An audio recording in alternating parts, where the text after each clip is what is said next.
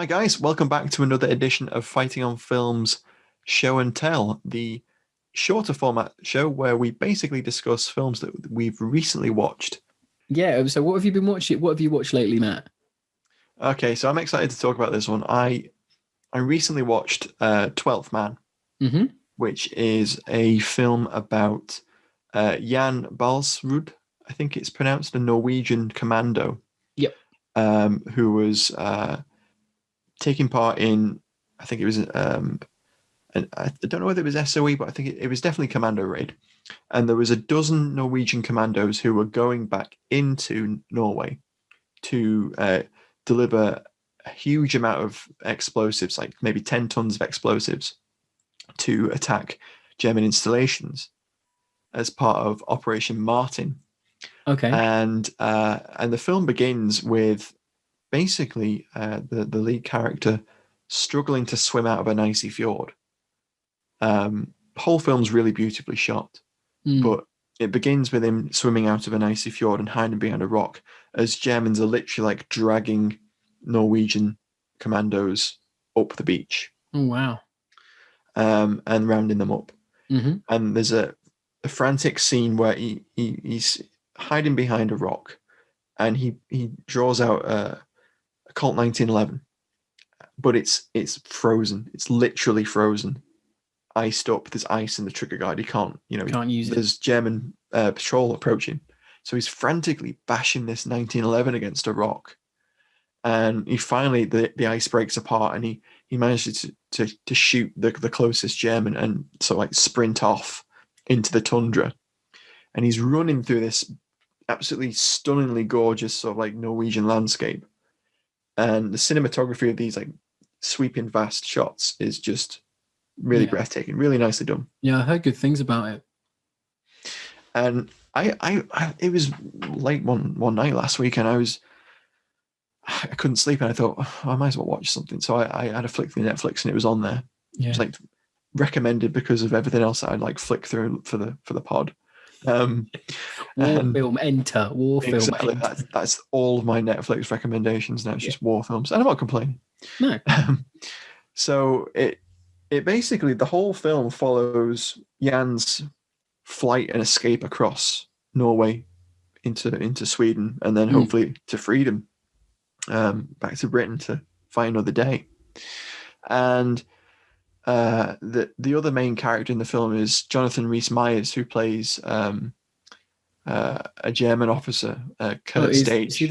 was he Henry VIII in the Tudors He was, series? yeah, he was Henry VIII in the Ah, Tudors. He's not a okay. bad actor at all. No, he's good. Yeah. He plays a very good bad German, very good.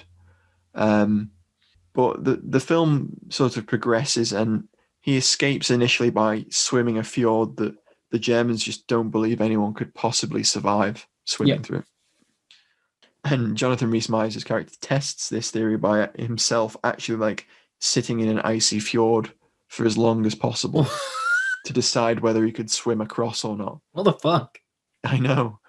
It's a really interesting film because Mm. it's based on a true story. Right. Okay. Um, Jan was a real commando, Yep. and but I think it's loosely done. Yeah. It's one of those adaptations where it has to be a little bit of license in order to So is make it it flow. is it purely escape, or is there action too? There is a little bit of action, so it does that quite cleverly. So you don't see the lead up to how the Norwegian commandos ended up being sort of like washed ashore and then Right. rounded up. Um, so I'll come back to that in a moment. And just talk a little bit about how the escape sort of progresses. So he's Sure. aided at various points by members of the Norwegian public, basically. Mm-hmm. And the Germans don't initially believe that he survived.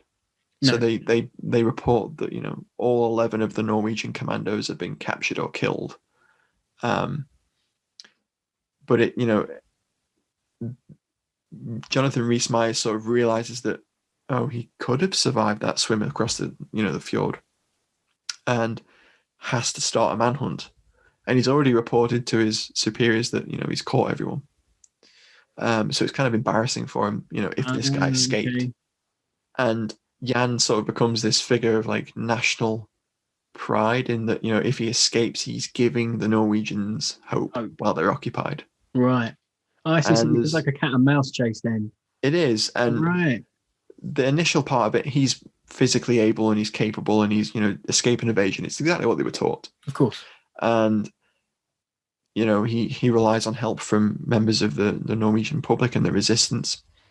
But eventually, because it's the dead of the Norwegian winter, he's wounded in an avalanche when he's attacked by a German spotter plane, and he's by the midpoint of the film he's in a really bad state. All the while, basically his compatriots, the other 11 members of the commando section that are put ashore or were going to put ashore, are being horrifically tortured, and there's some really visceral scenes of like the Gestapo like putting needles into people's fingernails, and Ooh. it's really the amount of punishment they must have taken. The film really gets it across in a way that isn't overly sort of Not overly gory, sadistic, but it gets across the horrendous treatment that they would have had. right? By the midpoint of the film, Jan is in a bad way, and he's carried by members of the Norwegian resistance and the public, and sort of nursed almost back to health. He's got gangrene in his foot because he was shot during one of the sequences where he's trying to escape early on. So he's really struggling by this point. And there's towards the end of the film, he's left under a rock on a stretcher, waiting for some resistance members to bring him and take him across the border to Sweden. And he's left there because they can't find the rock. By the time they pull him out, he's completely deteriorated again. And the way they get him across the border is by tying him to some reindeer that are doing. They're basically being taken across the Swedish border to them, in a migration by the herders of the. There's this climactic scene where he's dragged at pace by a reindeer across the border, and there's a moment where it flashes back and it explains how the commandos basically their mission was scrubbed even before it began because a German patrol boat sort of came across them in a fjord and opened fire on them almost immediately. So they returned fire, and there's a really nice, tidy little action sequence of this huge German patrol boat against these guys in like they've got maybe a Bren and a few Stens, and there's no chance. Are they in those little assault craft the commanders used to have? Are they in those, or are they just in like? No, they're actually in like a Norwegian fishing boat. Oh gosh, okay, fair enough. And the hold is literally full of explosive. So they realize there's no way we're getting past this boat. Mm-hmm. Most of them bail out.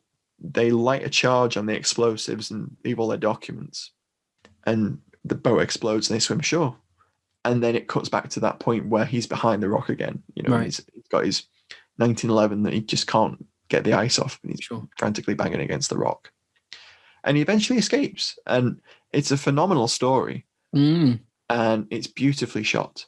So I would recommend it, and it's just one of those sort of stories of the resistance and the commandos. It isn't really something we see a lot of in current films, but they would make they're brilliant stories, and they would make amazing movies.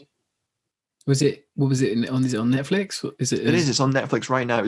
It came out last year or the year before. Oh right, so it's really recent. I have seen it flash up. I just haven't got around to sort of looking at it yet. But no, it really, for me, you really sold it to me. I quite want to see it now. Yeah, it's beautiful, and it's not an out and out war movie. In that there's lots of set piece action sequences, but it's the story of like human fortitude and his resilience to survive and actually finally like get across the border and escape. It really reminds me of a film I saw ages ago, and it's called As Far As My Feet Will Carry Me, and it's about a German prisoner of war who escapes a gulag. Oh wow! And he wants to get back to Germany, and this is like post-war, like it's like set in like 46, 47-ish. but it reminds me of that. It's sort of like the long road home sort of trope. Right. But it reminded me of that, I think, when you were talking about it. So I'd recommend that as well, actually. Another one for the list. Yeah, and it's not necessarily war films, but they have war elements in them. But yeah, no, definitely, I'll check that out, man. It sounds good. Any good Ali Tally in it? Just that 45. I thought that was a neat little scene.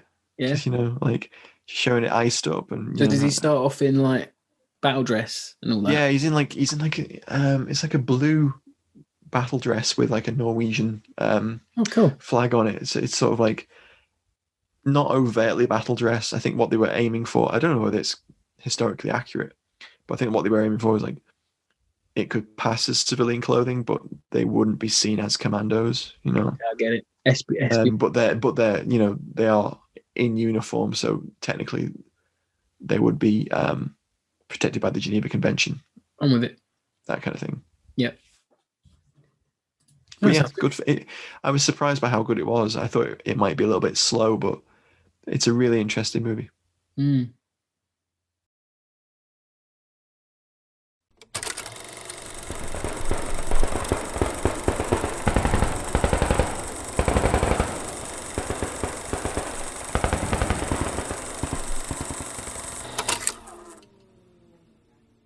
What about you, Rob? So I watched a few nights ago. I watched The Outpost. I think it came out this year. I think on streaming services, available to rent. I think because it was meant to get a cinema release, but it because of COVID it didn't. So it's about Camp Keating in Afghanistan, and it was a massive action in that war, and two Medal of Honors were won during that action. Oh wow!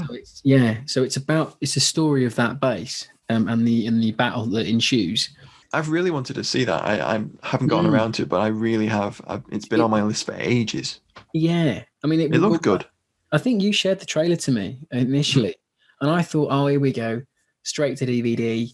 It won't be any good. It's got Orlando Bloom in it. He's your big star. It'll be a bit crap. I genuinely thought it wouldn't be good. But then I safely say I really, really enjoyed it. It was really well paced. The action scenes were really good, really well done. You could tell that they were, the sense of scale is really good because the base is in the middle of all these mountainous hills. Basically, it's like in the worst possible place for a base, isn't it? Yeah, they even all say that. Because when they come in initially at the start of the movie, everyone's named because they're all real people who are represented by the actors. So they all come in. And they're sort of talking about, oh, this base is where it is, but it's pitch black dark. You barely see anything. And then it switches to the morning, and the guys walk out of their little like billets, and they walk out and they look around, and it's just like wall to wall hills, and they're like, oh my god, like where the hell are we? And I think one of the guys goes, oh yeah, welcome to the most undefendable base ever, sort of thing. Like they make jokes about it. But and then they go from having a few sort of skirmishes to a full-on assault, and it's just a story of these guys in this absolute desperate situation. I remember the actual battle. Right. I remember it when it happened.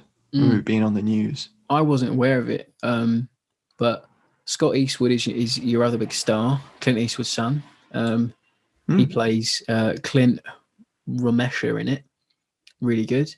And then you've got Orlando Bloom. Obviously, he plays Keating, and they named the base after him because unfortunately he was killed in an accident. A vehicle rolled off the side of a hill, and he was in it.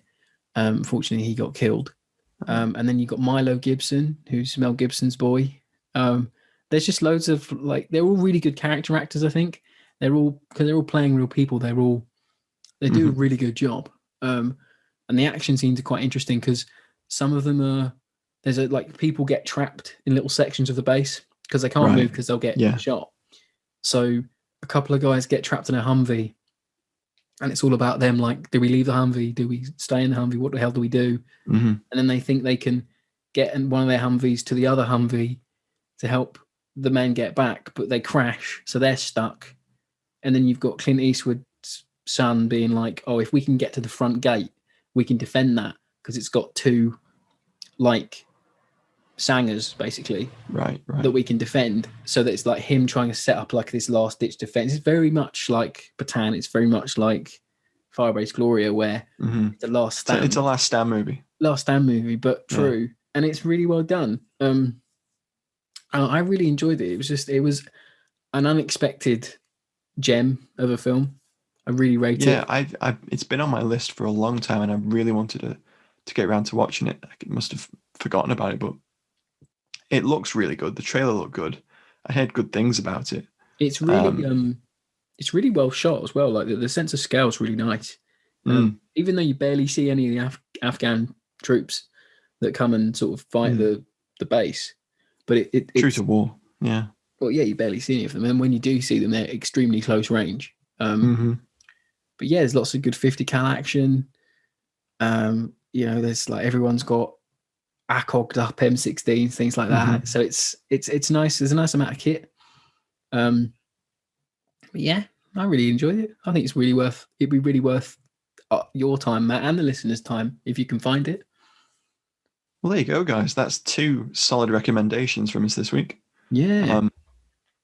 Obviously, sometimes we're going to discuss films that we've seen and we weren't too convinced by. Sure. But I think this week we've picked a couple of like solid ones. Yeah, I think we have. Yeah. Because that's the great thing about this pod. If you hate a film, you hate a film. It's just going to happen. Yeah, I mean, that's half the fun. But it's critiquing. It is. So also let us know as well when this goes live. Let us know if you'd like to have a full episode on these movies, because we'll happily do it. Definitely. That's half the point of the format. Let us know if you've seen the movies and what you thought of them. Of course. And obviously, if you'd like us to cover them in like full length Fighting on Film episodes. Yes, definitely. So don't forget again to leave a like, a review, and whatever you're listening on. And we'll catch you again in the next one. Catch you next time. Bye.